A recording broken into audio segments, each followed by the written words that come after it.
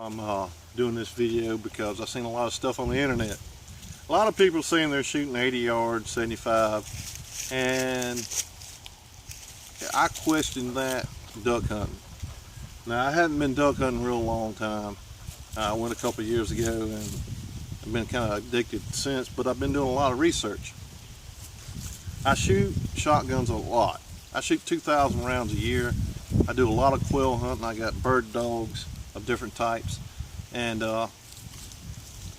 we shoot a lot of pen raised pheasants and quail and some wild birds, a lot of woodcock, and I know my ranges. With a shotgun, I shoot primarily a 28 gauge over and under from upland hunting, and do real well with it. I'm probably 90% on my shots. But also during the off season, I go to the skeet range and clay shooting range and do a little practicing here and there just to keep my edge. But I went out and started duck hunting, and I went and picked up me a new gun. It's a Beretta A400 Extreme, and I've been patterning with it because I noticed that still shot does not carry like lead. So I did my research and started trying out different stuff. The first time I went, I carried number 4 shot and noticed that there's a few birds we wounded but didn't come down.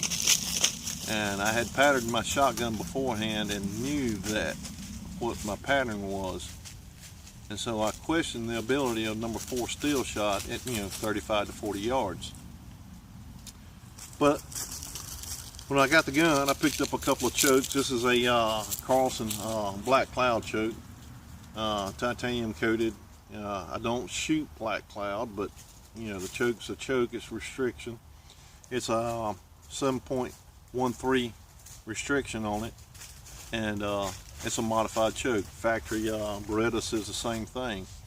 I looked at different chokes and I came across this. It was a good deal. It was on sale. Picked up another Carlson IC choke for closer range. I like the screw-in chokes.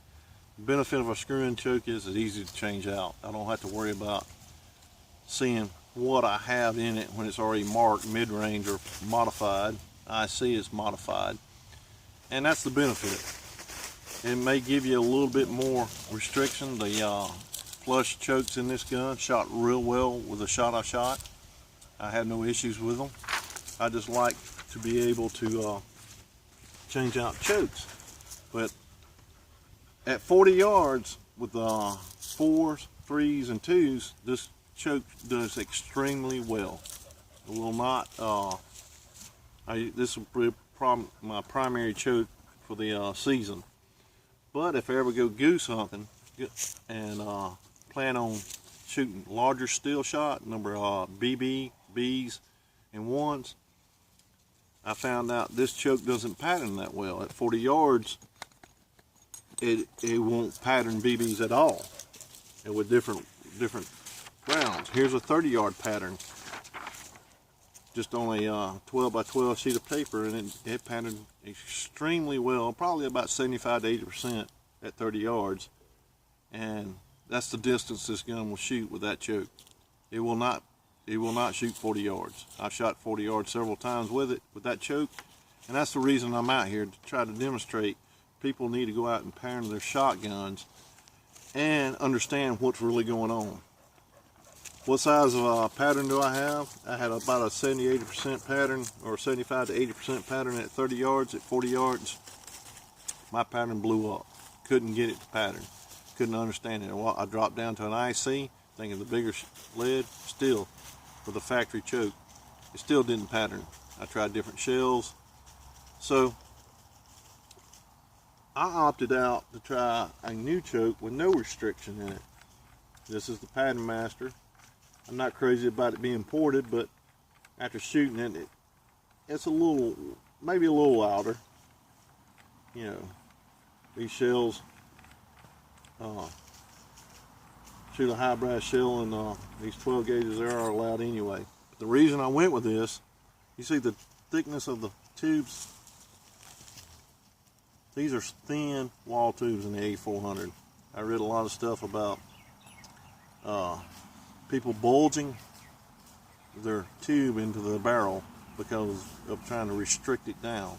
The kicks, full choke was the same as the modified choke Carlson, so I wouldn't have improved a whole lot. Maybe the porting, I don't know if I don't think the porting does anything for it other than make it a little louder. But what I don't want to do is mess up my barrel. And using heavier steel shot, as far as larger size, you cannot compress steel. Steel is not compressed. You'll compress the wad. You may compress, move the shot in that column a little bit, but the steel is not compressed at all.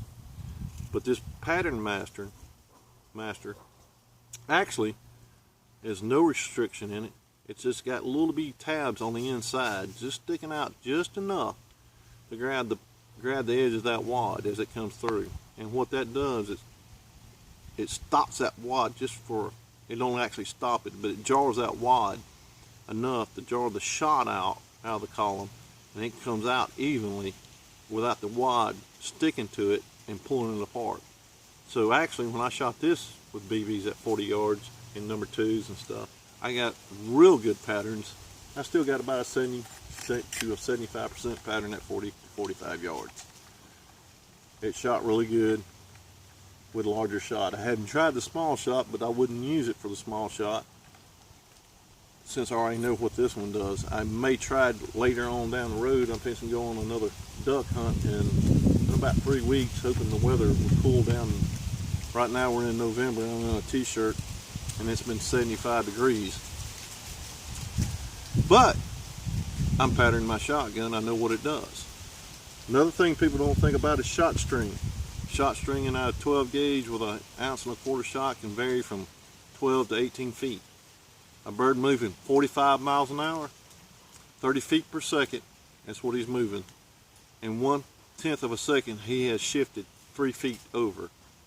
So what I'm saying is, if you pattern your shotgun, do your homework, go out and practice on some swing shots, it will improve the way you hit these ducks. Unless they're landing feet down in the water, shooting ducks on water is nothing compared to shooting one that's, not coming in or coming across at, 45 to 50 miles an hour across your decoys and not working. I had that happen on a teal hunt just 3 weeks ago.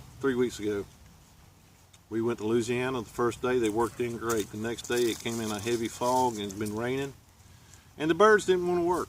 They come out of the fog running 45 miles an hour, seen a decoy, and all of a sudden they'd flare off. And the guide told us it's not going to be a very good day because of the fog. It was what says when they come out and hit open water, it spooked them.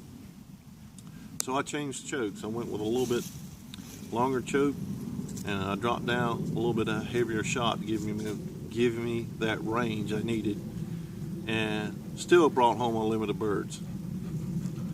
But if I hadn't have, we might have been stuck watching birds all morning come across the edge of our pattern at 35 and 40 yards and never took a shot or shot at them and wounded them.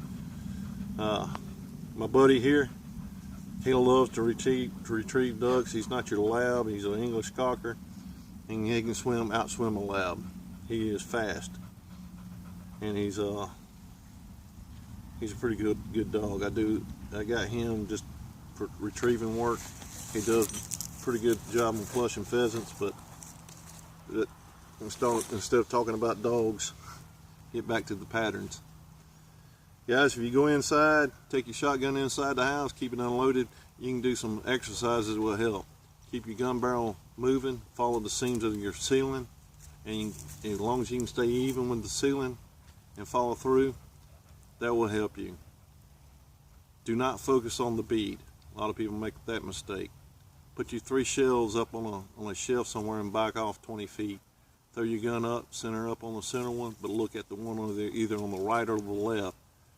That will help you keep your focus not on the bead but on the target itself, and keep your gun moving, and that will improve a lot. Good luck to you. Hope you have a great and safe hunt, and we'll see you out in the field.